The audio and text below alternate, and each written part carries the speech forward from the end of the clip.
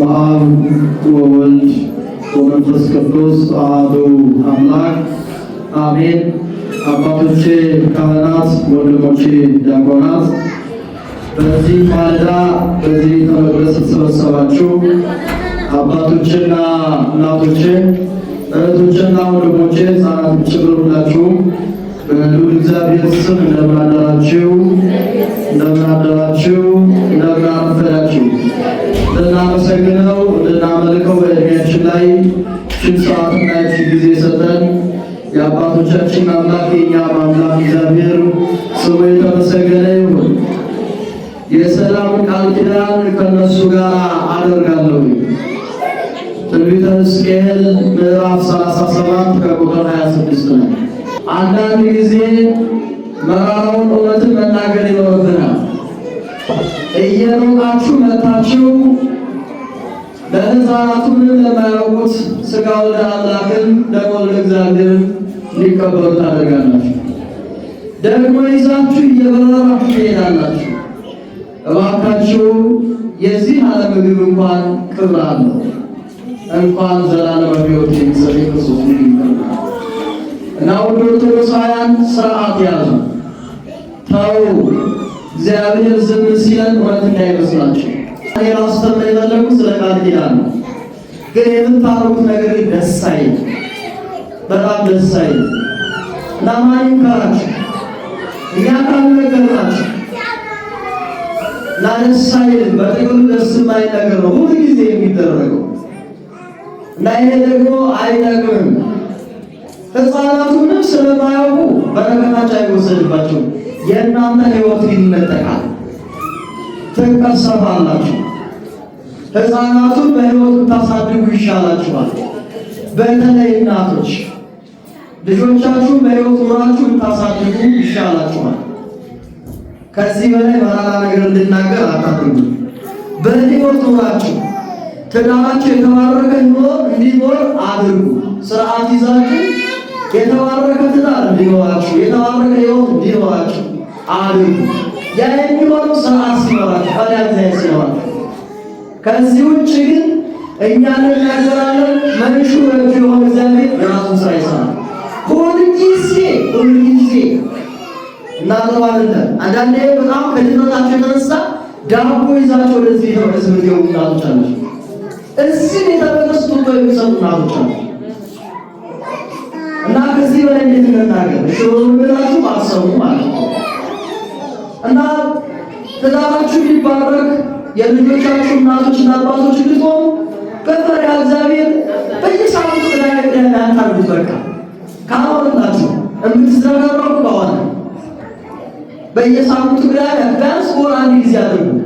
ያኔ ጥንቃቄ አድርጋችሁ ተዘጋጅታችሁ አይሞራቱ ሳይዘጋጅ እናንተ ሻወር ሳትወስዱ ገላችሁ ሳይታጠብ ልጆቹ ሻወር ሳይወስዱ ገላችሁ ሳይታጠብ የምታደርጉት ነገር እኔ እንጃ። ከዚህ በላይ መናገር አልፈልግም። በትዳራችሁ እንድትባረኩ የልጆቻችሁ ወላጆች እንድትሆኑ እድሜ እንዲኖራችሁ አድርጉ። ሕፃናቱ ምንም አይሆኑ። እጅግ ተከፋፈሉ እኮ ነው። እኛ ሥጋው ለእግዚአብሔር ሳንቀበል ሥጋው ለእግዚአብሔር ደግሞ ለተቀበሉ ሕፃናት ሁሉ የምታቀቡና አውጨላችሁ ንስሐ ገብታችኋልና እሳተ መለኮቱን እንደተቀበሉ እኮ ነው ወደ እናንተ የሚመጡት። እና እንደ እግዚአብሔር ምሕረት ሰፊ ስለሆነ ብዙ ባንተላለፍ ጥሩ ነው። እኛ እንደ ቤተክርስቲያን እንደሚጠበቅበት ብቻ ነው የምንናገረው። ከዚህ በላይ ብቃቱም የለንም። አንተ ወጣ አታወጣም እያል በር ላይ ሆነ አናስገባም አናስወጣም። ግልጽ ነው አይደለም? እሺ ወደ እግዚአብሔር ቃል የሰላምን ቃል ኪዳን ከእነርሱ ጋር አደርጋለሁ። ትንቢተ ሕዝቅኤል ምዕራፍ 37 ከቁጥር 26 ላይ ይህንን የተናገረው አምላካችን እግዚአብሔር ነው። እንድናገር መሳሪያ የሆነው ነቢየ እግዚአብሔር ሕዝቅኤል ነው። ይህ ቃል የተነገራቸው ደግሞ ለእስራኤላውያን። አስተውሉ ክርስቲያኖች፣ እስራኤላውያን የቃል ለምን ተነገራቸው? የሰላምን ቃል ኪዳን ከእነሱ አደርጋለሁ፣ ከእነሱ ጋር አደርጋለሁ። የዘላለም ቃል ኪዳን ይሆንላቸዋል። እኔ እባርካቸዋለሁ፣ አበዛቸውማለሁ። መቅደሴም ለዘላለም በመካከላቸው የሰላም አምላክ እግዚአብሔር ከእኛ ጋር ይሁን።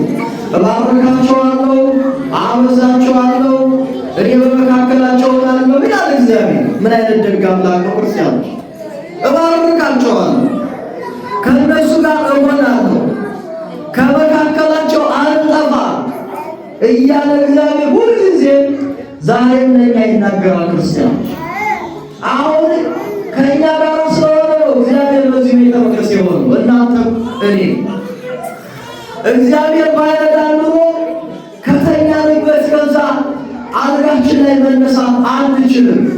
በአልጋ ላይ የወደቁ ብዙ ክርስቲያኖች፣ ብዙ የሰው ዘር አለ። ፀሐይ የሚናፍቃቸው አሉ ክርስቲያኖች። እግዚአብሔር ከእኛ ጋር ስለሆነ ነው ይህንን ሰዓት በዚህ የምናየው። እስኪ ዝም ብላችሁ ወደ ጸበል ቦታ ሂዱ፣ ወደ ሆስፒታል ሂዱ። እስኪ መንቀሳቀስ የናፈቃቸው አሉ ክርስቲያኖች።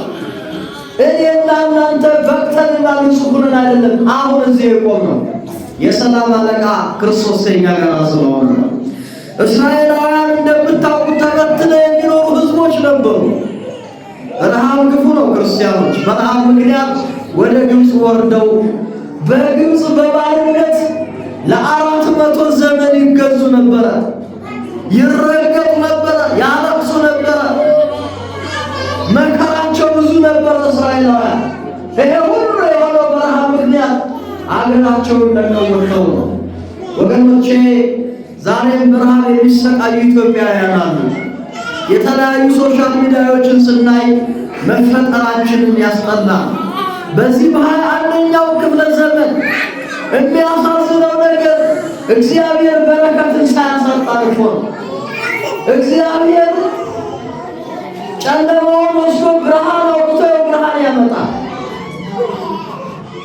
እግዚአብሔር በጋን ወስዶ ክረምት አምጥቶ ከሰማይ ዝናብ አውርዶ ምድርህን እንድታበቅል እያደረገ እግዚአብሔር ሁሉን አስማምቶ ሰርቶ ሲያበቃ የሰው ልጅ ግን በራሱ ኃጢአት ምክንያት ይኸውላችሁ ዛሬ ድረስ በረከት አጥቶ ምድርህን መስጠቷን ሳታቆም በረከት እያለ ፍቅር ርቆን ሰላም ርቆን ግን ዛሬም የሰው ልጅ በረሃብ ይሰቃያል። እግዚአብሔር ሰላሙን ከሁላችን ጋር ያደርገው። ለዛ ነው የሰላምን ቃል ኪዳን ከእናንተ ጋር አደርጋለሁ አለ እግዚአብሔር። ምን ያደርጋል? ቢኖር ምን ያደርጋል? ፊርዳ የሚታረደው በሬ ቢኖር ምን ያደርጋል? መሬት ወይን ቢያበቅል ማሳው ስንዴ ቢያመርት ምን ያደርጋል? ሰላም ከሌለ ክርስቲያኖች። እስራኤላውያን ታዲያ በግብፅ በባርነት ሲኖሩ ሰላም አልነበራቸው። ቢረገጡ ይቀጠቀጡ ነበረ። ደግና ቸር አምላክ እግዚአብሔር ከዛ ከባርነት አውጥቶ ጠላት ገሎ ሲረግጣቸው፣ ሲጨቁናቸው፣ ሲያሰቃያቸው የነበረው ፈርዖንን በውሃ አስጥሞ እነሱን አሻግሮ የሚወዷትን የሚናፍቋትን ርስታቸውን ካወረሳቸው በኋላ እንዲህ አለ፣ ምድራቸውን እሰጣቸዋለሁ፣ አገራቸውን እሰጣቸዋለሁ ይላል እግዚአብሔር። ለእኛም ሀገራችን ኢትዮጵያ ሊሰሩ ወገኖቼ፣ ዛሬ ኢትዮጵያ የኛ ሀገር አልሆነች። ሰው ከዚህ ተነስቶ ወደ ፈለገው ሂዶ ነግዶ ማትረፍ ያልቻለበት ዘመን ነው ክርስቲያኖች። ቆላ ደጋ ወጥቶ ወርዶ ነግዶ ሸምቶ ከሰሜን ከምስራቅ ከደቡብ ከምዕራብ አምጥቶ ማዕከል ከሆነችው ሀገር ላይ የፈለገውን ነገር አድርጎ የማይኖርበት የሰው ልጅ ክቡር የሆነው ሰው ወጥቶ መመለስ የከበደበት እጅግ የሚያስጨንቅ ዘመን ላይ ነው ያለው ክርስቲያኖች። ይሄ መራራ እውነት ነው። ይሄ የሆነው ለምንድን ነው ከተባለ እኛ ክርስቲያኖች ኃጢአት ስለሰራን። ምንም ሌላ ጥርጥር ወደ ማንም አንዘረጋው። እናስመስላለን፣ ነጠላ ለብሰን ቤተ ክርስቲያን እንሄዳለን፣ ግን ቂመኞች ነን፣ በቀለኞች ነን፣ ዘረኞች ነን። እናንተ ብቻ አይደለም በቤተ መቅደስ የምናገለግለው ሳንቀር በዚህ ደዌ ተመተናል። ፍቅር የለን፣ አንዱ አንዱን አያከብርም፣ ትህትና ጠፋ። እግዚአብሔር ይመለሳሉ ብሎ ብዙ ጊዜ ከገዳማት እያስነሳ ሊመክር ይፈልጋል። በሊቃውንት አብሮ ይናገራል፣ በመጽሐፍ አብሮ ይናገራል። ሕዝብ ግን እምቢ አለ። ከቤተ መቅደስ እስከ ምዕመኑ ድረስ አልመለስም አለ። ስለዚህ እግዚአብሔር በዚህ ሊቀጣን መጣ። ዛሬ ተቀጥተናል። ስለዚህ እንድንመለስ ዛሬ እግዚአብሔር ፈቃድ ነው። ስለበቃን አይደለም ክርስቲያኖች፣ በወሸን መካከል እግዚአብሔር ማሻገር ይችላል። ዛሬም ከተመለስ፣ ዛሬም ንስሐ ከገባን እግዚአብሔር ይቅር ይለናል። የይቅርታና የምህረት አምላክ ነው እግዚአብሔር።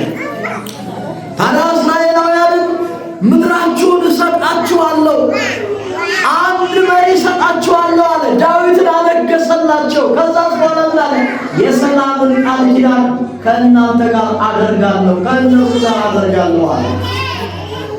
እነሆ እኔ ከእናንተ ጋር ሆናለሁ፣ እባርካችኋለሁ፣ እቀድሳችኋለሁ አለ።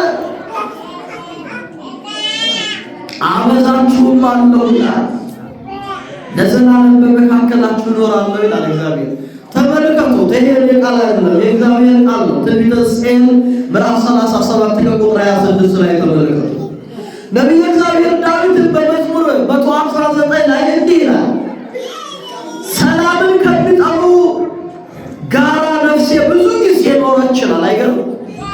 እጅግ ክፉ ከሚያስቡ ሰዎች ጋራ እጅግ ብዙ ጊዜ ኖረች። እኔ ሰላም ነኝ በተናገርኳቸው ጊዜ ግን በከንቱ ተሰለፉብኝ። እኔ ሰላም ነኝ ይላል። እናንተ የሰላም ሰው ናችሁ። ሰላምን ከማይወዱ ሰዎች ጋር ብትኖሩ፣ ስለ ሰላም ብታወሩ፣ ስለ ሰላም ብትሰብኩ ሊያሾፉባችሁ ይችላል። እንደውም እንደናንተ ስለ ሰላም ሊያወሩ ይችል ይሆናል። ውስጣቸው ግን ተኩላ ነው። ገፉኝ ይላል ነቢየ እግዚአብሔር ዳዊት። ሕይወትን ሊወድ መልካሞችንም ቃል ሊያይ የሚፈልግ ሰው ምላሱን ከክፉ ነገር ከንፈሮቹንም ከተንኮል ከመናገር ይከልቅ ይላል ቅዱስ ጴጥሮስ በአንደኛ ጴጥሮስ ምዕራፍ 3 ከቁጥር 11 ላይ በሕይወት መኖር የሚፈልግ ሰው ቢኖር፣ ሰላምን የሚፈልግ ሰው ቢኖር ምላሱን ይሰብስብ፣ ከንፈሩንም ክፉ ከመናገር ይቆጥብ ነው የሚለው። ምላሳችን ምን እያደረገ ነው? ምን እየተናገረ ነው? ከንፈራችንስ ምን እያደረገ ነው ያለው? ጉህሉት አልሆነም ወይ? አስመሳይ አልሆነም ወይ ይላል እግዚአብሔር። የቃል ኪዳን አምላክ ነው እግዚአብሔር። የሰላም አምላክ ነው ክርስቲያኖች። የእግዚአብሔር ኪዳን የታመነ ነው። በኪዳን የጸና አምላክ ነው። ኦሪት ዘፍጥረት ምዕራፍ 17 ላይ ስትመለከቱ አብርሃም የ99 ዓመት ሰው በሆነ ጊዜ እግዚአብሔር ለአብርሃም ተገለጠለትና እኔ ኤልሻዳይ ነኝ፣ በፊቴ ተመላለስ፣ ፍጹምም ሁን፣ ቃል ኪዳኔን በአንተና በአንተ መካከል አደርጋለሁ፣ እጅግ አበዛልሃለሁ። አብርሃምም እርጅና ዘመን ነበረ፣ ጊዜ ያለፈ ነበረ። አብርሃም ሳትሆን ከዚህ በኋላ አብርሃም ነህ፣ የብዙዎች አባት ነህ። እኔ በቃል ኪዳን የታመንኩ አምላክ እግዚአብሔር ነኝ ይላል። እውነት ነው። እግዚአብሔር የቃል ኪዳን አምላክ ነው። እግዚአብሔር የሰላም አምላክ ነው። እግዚአብሔር የእረፍት አምላክ ነው። ዛሬም ስለ ቃል ኪዳን ስናወራ እመቤታችን ቅድስት ኪዳነ ምሕረት ናት። እስኪ ቅድስት ኪዳነ ምሕረት ድንግል ማርያም እንድላችሁ አመስግኑ። አስገናላችሁ የሰላምን ቃል ኪዳን ከእነሱ ጋር አደርጋለሁ ይላል እግዚአብሔር።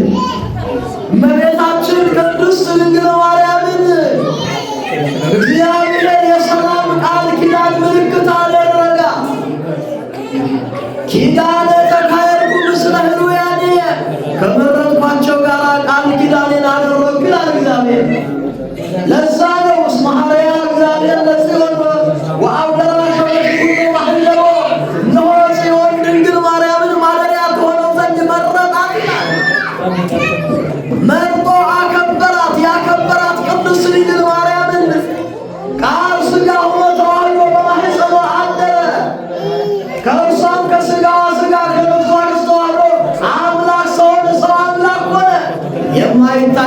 ረቂቁ ንጥቁ አምላክ በለበሰው ሥጋ ከእመቤታችን ከቅድስት ድንግል ማርያም በነሳው ሥጋ ተገልጦ ተመላለሰ። ታዲያ መጨረሻ አይቀርምና ሥጋን የለበሰ ሁሉ ወደ መቃብር ይሄዳል። እመቤታችን ቅድስት ድንግል ማርያምንም ጥር 21 ቀን ተጠራች፣ ወደ እግዚአብሔር ሄደች። መጨረሻ ግን እንዲህ አላት፣ እናቴ ሆይ በእኔ ያገኘሽ ሐዘን ማንቻው ይበልጣል አላት። 5ቱ ሐዘናት ብላ ዘርዝራ ነገረችው። እነዚህን 5ቱን ሐዘናት እያሰበ አቡነ ዘበሰማያት በሰላመ ገብርኤል የሚያደርገውን በስምሽ ቀዝቃዛ ውሃ የሚያጠጣውን ለተራበ የሚያበላውን ለተጠማ የሚያጠጣውን ቤተ ክርስቲያንሽ የሠራ ያሰራውን ታምርሽን የጻፈውን ያጻፈውን ያነበበውን የተረጎመውን የሰማውን በስምሽ ቀዝቃዛ ውሃ የሰጠውን እምርልሻለሁ ሲል እግዚአብሔር ለእናቱ ለእናታችን ለቅድስት ድንግል ማርያም ቃል ኪዳን ገባላት። አመስግኗት ድንግል ማርያም። እግዚአብሔር በቃል ኪዳን የታመነ አምላክ ነው። ኪዳነ ምሕረት ማለት ሌላ አይደለም። እመቤታችን ቅድስት ድንግል ማርያም ሌላ አይደለችም። ድንግል ማርያም ናት ኪዳነ ምሕረት። ሌላ አይደለችም። አንዳንድ ሰዎች ኪዳነ ምሕረት ሲባል ሌላ አድርገው እመቤታችንን ሌላ አድርገው የሚስሉ ሰዎች አይደለም።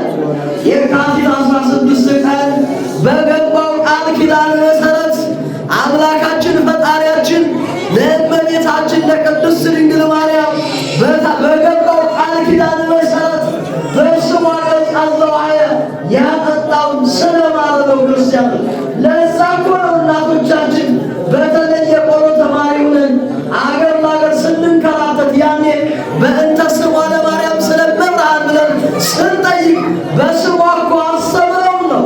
ዛሬ ጥለናቸው መተን ላይ ባናገለግላቸው ያስተማሩን እኮ በድንግል ማርያም ስም ስንት እናቶች አሉ መሰላችሁ? ገጠሪቱ እርሻ አርሰው አረም አርመው እንደ ልጅ ያደረጉን እንዲህ እንድንሆን ያደረገችን እመቤታችን ቅድስት ድንግል ማርያም ናት። አመስግኗት ድንግል ማርያም። ለዛ ነው ጭንቅ አማላጅ ብለን የምንጠራት። ስለዚህ ውድ ኦርቶዶክሳውያን በቃል ኪዳኗ ከብረን በረከትን አግኝተን እንድንኖር አምላካችን እግዚአብሔር በቸርነቱ ይርዳን። እስካሁኗ ሰዓት ድረስ ከእኛ ጋር አሁን ያስተማረን የመከረን እግዚአብሔር ክብር ምስጋና ይግባው። ወስብሐት ለእግዚአብሔር። ያሰማልን፣ ቃልዎትን ያሰማልን።